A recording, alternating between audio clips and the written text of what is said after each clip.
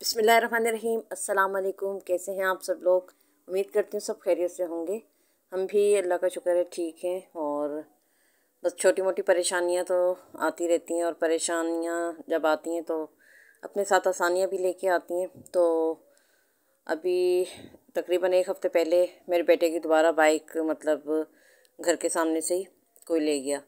उससे पहले रमज़ान शरीफ में उसकी एक बाइक गई थी 125। वो तो चले रोड पे से मतलब छीन ली गई थी, रोड पे से। तो वो तो एक हादसा समझ में आता है कि चलें जी हादसा था। और वो बहुत अल्लाह ने करम किया, इतनी मतलब उन्होंने बाइक हिट की थी। जो थे तकरीबन एक बाइक के ऊपर 4-5 लोग थे, और उन्होंने बाइक को बहुत बुरी तरह हिट किया था। और बहुत दूर जाके मेरा बेटा जो है वो गिरा था, और काफ़ी उसकी चोटें वगैरह भी आई थी। और उसकी सीसीटीवी कैमरे की फुटेज भी मिल गई थी। अब वो काफ़ी टाइम हो गया ना, तो डिलीट हो गई मेरे मोबाइल से, वरना मैं आपके साथ शेयर करती। वो तो चले एक हादसा था, शुक्र अल्लाह का, अल्लाह ने जान बचाई, यही उसका एहसान है। लेकिन अभी तो रिसेंटली जो हादसा हुआ है ना, वो भी 125 ही थी इसके पास। और ऑफिस से आया तकरीबन 4 बजे, 3:30 या 4 बजे का टाइम था। और घर के सामने बिल्कुल गाड़ी खड़ी की है लॉक करके, और खाना वाना खा कर। और तकरीबन ये 6:30 बजे का टाइम था। जब दोबारा जाने के लिए निकला तो बाइक ही नहीं थी दरवाजे के सामने। मतलब पूरी गली में हमारे रिश्तेदार ही रहते हैं, और आना जाना लगा रहता है सबका। दरवाज़ा भी मतलब हमारा तो ऐसा लॉक नहीं होता, खुला रहता है, कोई ना कोई आता जाता रहता है। मतलब किसी ने देखा ही नहीं, किसी की नज़र नहीं पड़ी, और कैसे बाइक जो है वो गायब हो गई घर के सामने से ही। पता नहीं किस तरह, मतलब काफ़ी दिन से किसी ने नज़र में रखा हुआ था शायद। तो बहुत ज़्यादा एहतियात की ज़रूरत है। अच्छा, ये तो हमने कभी सोचा ही नहीं था कि इस तरह मतलब दरवाजे के सामने से भी कोई लॉक उसका तोड़ के और लेके चला जाएगा। और ज़्यादा मतलब रात का कोई टाइम नहीं था, कुछ नहीं था, दिन दहाड़े में ये वारदात हुई है। गली में सब होते भी हैं, आते आना जाना लगा रहता है। ये भी नहीं है कि कोई सन्नाटे वाली गली है हमारी, या कोई वो है। पता नहीं किस तरह कौन कब से ताक में था, और कब से मतलब नज़र में रखा हुआ था कि क्या टाइमिंग है आने की जाने की, और गली में किस टाइम कोई होता है कोई नहीं होता इस टाइम। तो ये सब बातें पहले से ही, जाहिर सी बात है, काफ़ी दिन से किसी ने नज़र में रखा हुआ था।